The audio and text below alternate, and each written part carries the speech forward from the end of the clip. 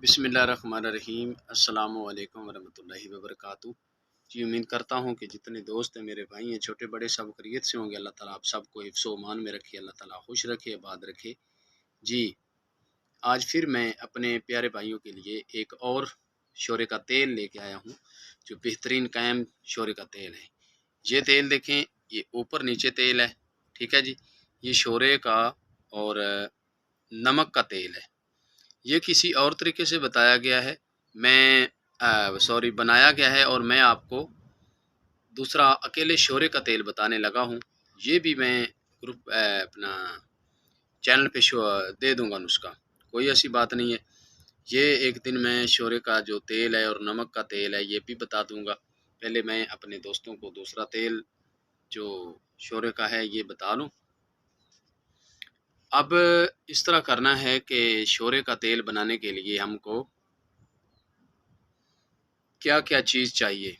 इस तेल पे तो मैंने काफ़ी मेहनत की, काफ़ी वक़्त किया, तो फिर ये तेल बना, ठीक है।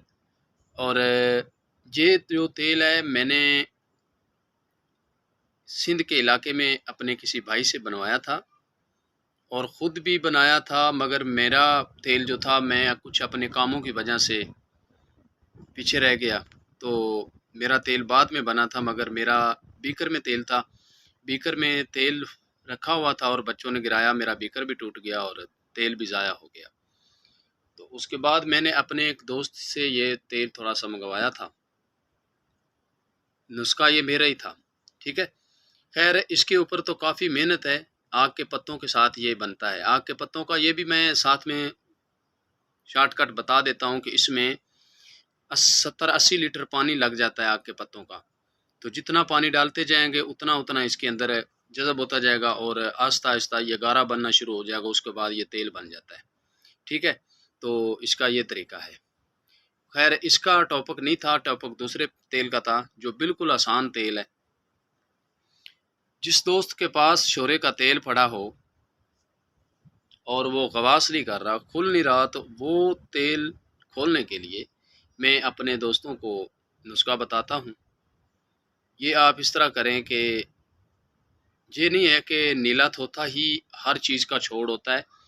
दूसरी चीज़ें और भी हैं जो छोड़ का काम कर जाती हैं। खुलेगा नीले थोथे के साथ ही, मगर उसका तरीका थोड़ा-सा अलग है, वो आसान है और उसमें कोई ऐसी खतरे वाली बात नहीं है। सबसे पहली बात तो ये है कि आप इस तरह करें कि 100 ग्राम ले लें, 50 ग्राम ले लें, आपकी मर्ज़ी है। जितना नीला लेंगे उतना ही आप जस्त लेंगे। जस्त पतरे वाला डालना है, छोटे-छोटे टुकड़े करके 5 लीटर वाली बोतल जो पानी वाली होती है, उस बोतल के अंदर डाल दें और उसको जस्त को डाल दें। ऊपर जस्त के नीला डाल दें पीस के। 5 दिन इसको हिलाते रहें, सुबह शाम 2-3 दफ़ा इसको हिला दें। तो उसके बाद इसका जो 5 दिन होंगे तो फिर आपने इसको छेड़ना नहीं है, बस इसको रख देना है, पड़ा रहने देना है। जब ये मुकद्दर हो जाए, जहाँ पे ये देखें, यहाँ पे इसकी लाल लहर है, तो मैंने ये रूह तूतिया बनाने का तरीका समझाया हुआ है। ये देखें, मेरी चैनल पे वीडियो भी है, वो आप अगर देखना चाहें तो नीचे वीडियो है, वो देख सकते हैं।